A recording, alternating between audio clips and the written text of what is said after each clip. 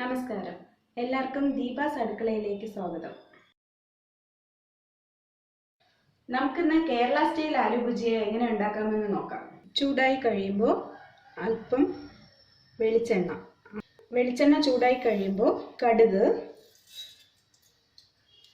പൊട്ടിയതിനു ശേഷം വറ്റൽമുളക് ഇട്ട് കൊടുക്കുക. കറിവേപ്പില, കുറച്ച് ഉലുവ,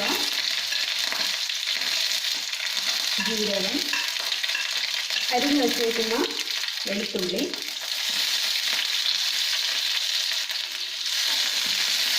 ചെറിയ ഉള്ളി,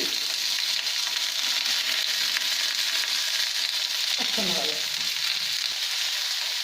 ഉള്ളി ചെറുതായി ഒന്ന് വാടിക്കഴിയുമ്പോൾ ഉരുളക്കിഴങ്ങ് ചേർത്ത് കൊടുക്കുക.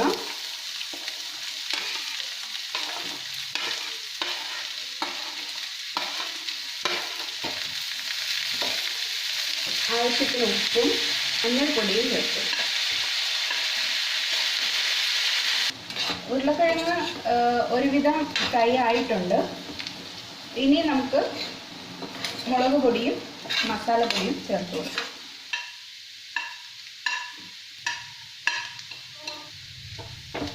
എണ്ണ കുറഞ്ഞു പോവുകയാണെങ്കിൽ കുറച്ചുകൂടെ എണ്ണ ആവശ്യമാണെങ്കിൽ ചേർത്ത് കൊടുക്കാം.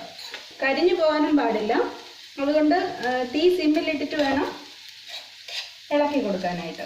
ഡ്രൈ ആയി എന്ന് തോന്നുമ്പോൾ നമുക്ക് അത് സ്റ്റൗ ഓഫ് ചെയ്യാം.